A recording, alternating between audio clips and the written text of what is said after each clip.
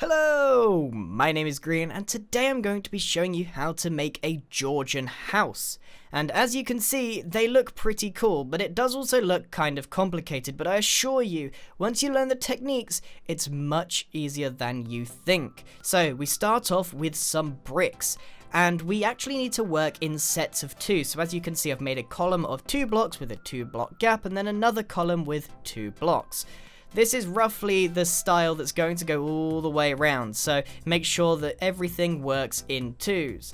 Except, of course, for the center, which is going to be a 1-block center. We have some quartz pillar, and then we mimic exactly what we made on the other side. So we've got 2 symmetrical sides to this foundation. We are starting the front of our build. Contrary to how I normally do tutorials, I'm going to be doing a little bit of detailing with some brick staircase. Now I will be going pretty fast with the detailing, but it should be fairly easy to follow as we're going to be repeating it quite a lot.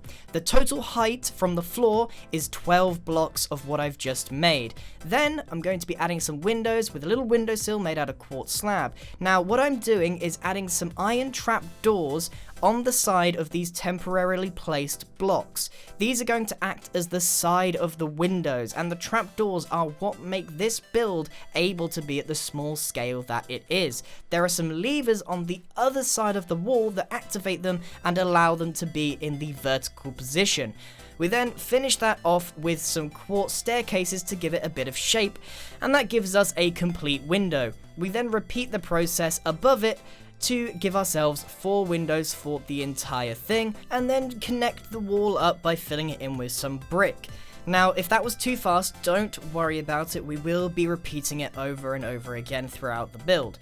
And then finish all of the details with the brick staircase. For the entrance, this is the only thing that won't be repeated. I've got a nice archway made out of quartz and a bit of glass behind it, fairly easy to copy. Then, this is the only 1-block sized window, but it's exactly the same detailing techniques. Again, should be fairly easy to copy. And now it's another mimicking game where we basically copy exactly what we did on the left hand side onto the right hand side. As this is one giant rectangular build, it's actually fairly easy, it's just a lot of repeated patterns. So even if it looks kind of complicated, you just gotta know how to make one window and space them correctly, and you've got yourself an entire surface full of detail. Absolutely perfect. Now, this wall is slightly shorter than the other. It is 18 blocks long from the corner, not the details, the corner. And the details that we've got are exactly the same as what we've just done with the upside down bricks, etc. and the quartz slab at the top. Now, if the spacing doesn't add up when you're detailing this side of the wall, then you know that something's not quite right with the length of the wall, and it should be fairly easy to remedy. So, as you can see, we've gone for the same 2 spaces, 2 pillars, 2 windows, 2 space, 2 windows. And the only difference that I've made here is having a circular window instead of 2 separate rectangular ones. It just helps break up the shape a bit more and make it a little more interesting to look at. And then with all of those rectangular windows, doing exactly the same detailing trick with the trapdoors as we did on the front face. And like I said, this build includes a lot of repeated patterns, and most of it is made of brick. Now, over the circular window, there is a slight arch that I decided to add to bring a bit more focus on it, seeing as it's the centerpiece of this side of the build. So, now we're moving on to the back. Now, obviously, we don't have 2 front doors on this build, but we can start to connect everything up now as a proper cuboid rectangle. And we can start spacing things out exactly the same, and everything should match up. On this opposite side, we're going to exactly mimic what we just made. So things should match up and shouldn't be too difficult to do.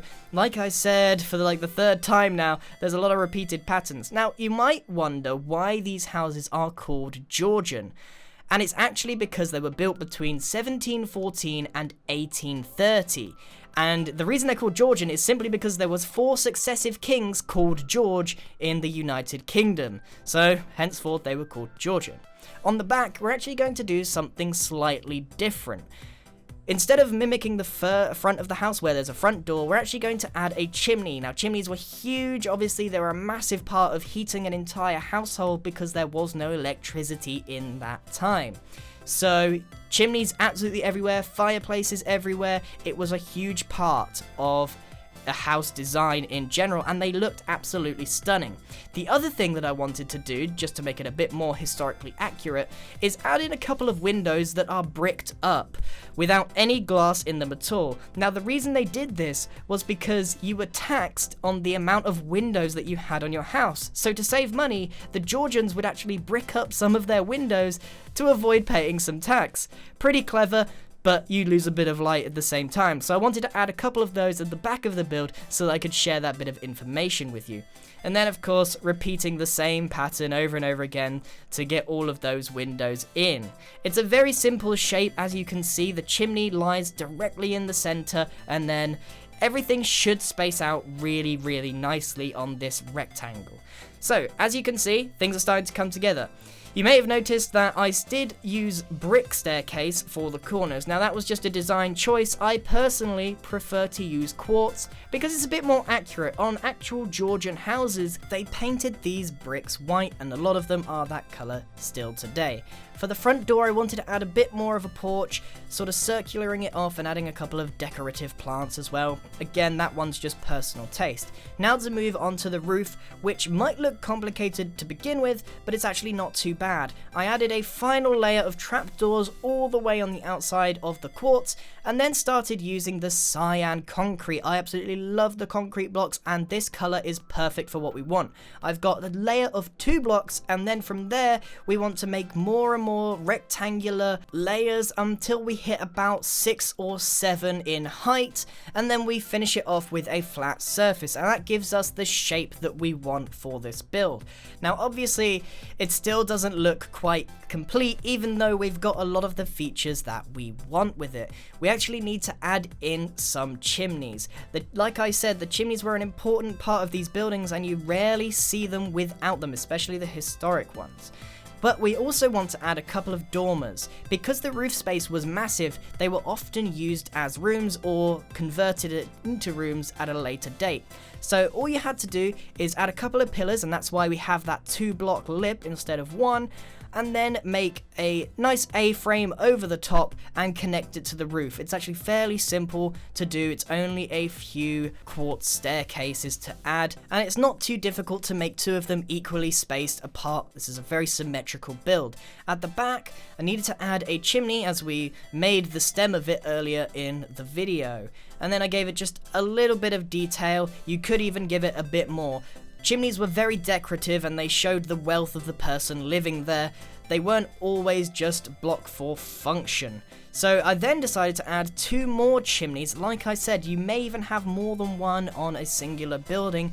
Fireplaces were everywhere over these giant houses. I also added some upside down staircases to give it a bit of shape, as like I said, they were detailed quite nicely. So I added 2 on either side to keep the build looking very symmetrical, although you could have one giant one in the middle, or you could have several elsewhere. It's up to you on that design choice. So that is the house complete.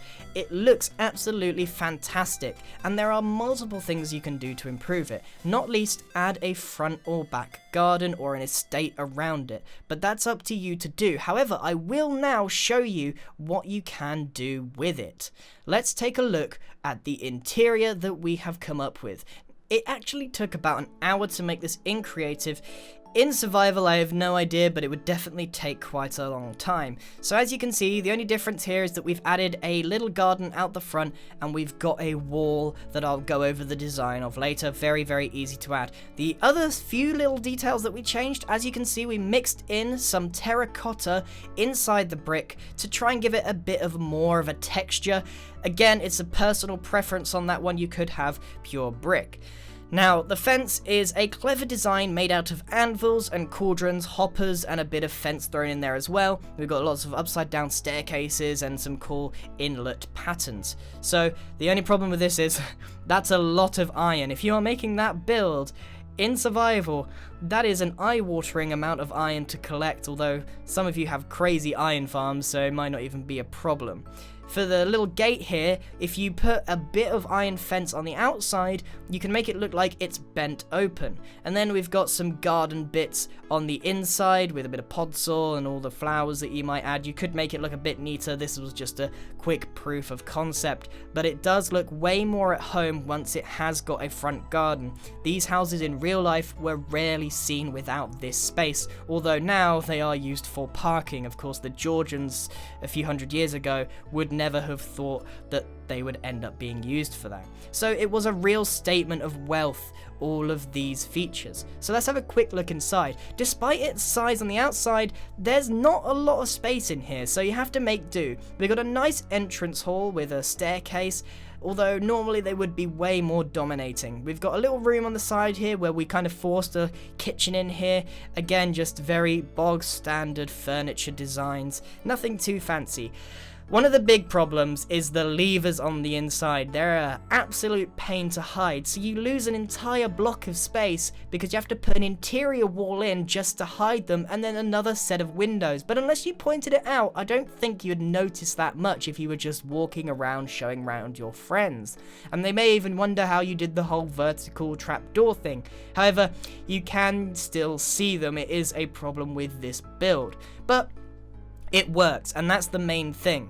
We got some pretty cool designs in here. Like I said, it should be more open and more square, but we have had to force quite a lot of rooms into a small space. So let's have a quick look upstairs, and we've only got space again for 3 whole rooms. We got the corridor up here with some more desks and furniture and lampshades. We got a little chandelier as well that looks more like a ceiling fan, and then we got some bedrooms with some custom beds, again more lampshades. It's a lot of the same thing, and some posters. One of the main things to note here is the Georgian style walls with the quartz and the just single color up to the ceiling, which indicates, you know, wallpaper or painted walls or whatever. It's a very Georgian style that was introduced around that time. So that is it for this video. I absolutely fell in love with this design, and I'm so happy with it. And I want to thank Happy Jellyfish that put this together with me. It turned out absolutely fantastically. So that's it from me.